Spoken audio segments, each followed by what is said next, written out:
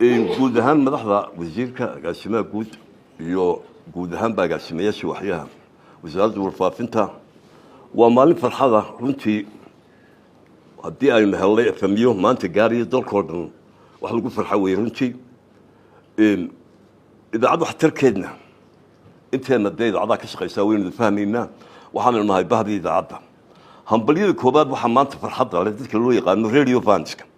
ama dadka radioga u dhegan nugule had iyo jeer dhegaysta ee u ooman waanu magaalada ka mari lahayn oo tuulo walba lahaa idaacadda had bayna soo gaadhaysa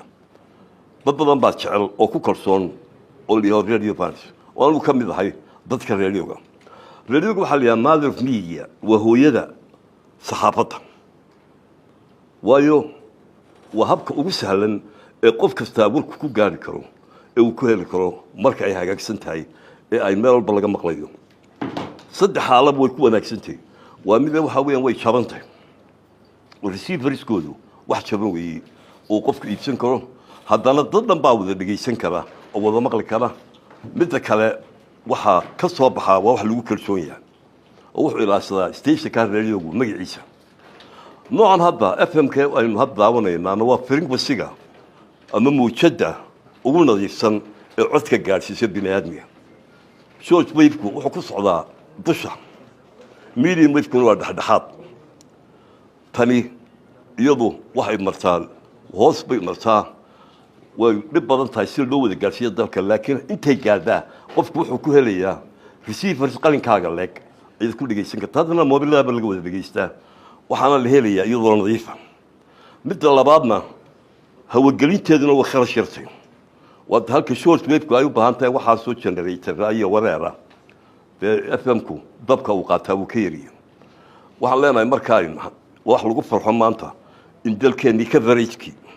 ama gaadhsiintii codka ee radiogu uu ku dhowdhow yahay inuu meelba gaadho intii ka shaqaysana hambalyaan leeyahay wasiirkeenna agaasimaheenna guud agaasimaha telefishinka iyo farsamo yaqaanadeedna guushaa gaadhayna waxaan leeyahay kala hadlinaya halkaa ka sii wada shacabka laftuba waxaa kaloo iyana mahadmaqle runtii inu mahadmaqna ah shirkaddan walaalaheena telesom iyana intaasoo dhan inala gaadhsiisa hawsha waxaan leenahay dadkaa u shaqayseen ummaddiinna inaad wax ku celisaan waa waajibdii saaran annaguna inaan nala shaqaysana baalkaa waan idin haynaa hanaga caajisina meelaha qaar baa yara baktiye ka dadaalaya inaanay baktiin oo dadka ilaaliya idin dhegaysanaya qolada idaacaddana waxaan ku dari lahaa inaad ku dartaan ila qofka ammaanta le waa loo sheegaaye oo barnaamijka waxaa nala soo diyaariyay hebele in efemyadaa lagu daro clips yar oo television mahadnaqeeda oo television loogu mahadnaqayo way istahlaan shirkadaha kale isgaarsiintana waxaan leenahay iyana ku dayda inta haddaan yar raaciyo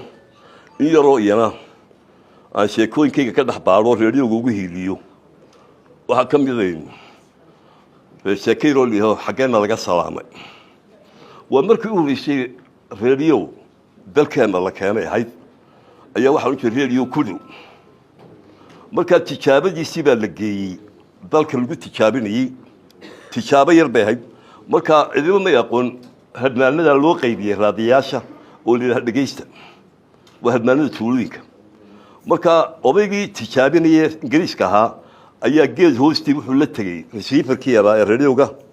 halkiibu ku soo ilaabay oo kaga yimid markii uu ka imanayay oday carraabaa baarush may badmeen oo lugaynayo geedkaa arkay qabow ayaa iska fadhiistay sina uu buuri ku gashanayey dabeedna markuu buurigii gashaday buu arkay radioga yara meesha yaalla talyaanigii buu la yidhi qasnadaa laga helay markuu baxayo wuxuu wallahi qasna talyaaniga ka tegey weeye yaana ku dhaafin waa dahab biisho hangoolkii uu watay buu gashaday sidihii radioga markuu cabbaar socday ayaa tijaabadii soo gashay oo yidhi assalaamu calaykum waraxmatullaahi wabarakaatu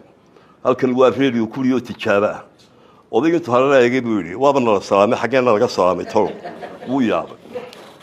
cabbaar markuu socday haddana ayay salaadii ku soo noqotay wuxuu arkay inuu yahay bahalkan hadlaya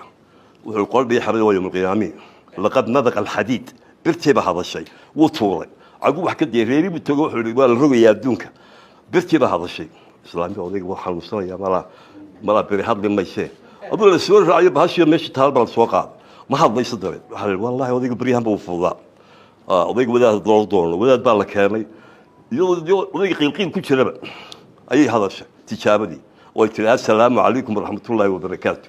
والله واي هذا الشيء شيخي بمركاي لحظ لا يبرتشي روح الله هذا الراديو يقول لي هذا ضد هاي الشيخ هذا كنت هنا سالك قلبك افتقان وامس يا شيخ واكا كوامسي عبال مكو هدنا شو هذا ولدبك كوريا القبو فيرون هكذا عايشتين ما انت حد وين كنت عايشين ان فرني waxtarkiisina waa ogaanay Soomaaliland way u baahan tahay ilaahay mid wada gaar dalka ka yeelo mar labaad u tuma wasiirkeena agaasimaha guud iyo agaasimaha idaacada iyo technicians ka waxaan leeyahay halka ka sii wada muujada dhaxanay noo kiciyo wassalaamu calaykum waraxmatullaahi wabarakaatuh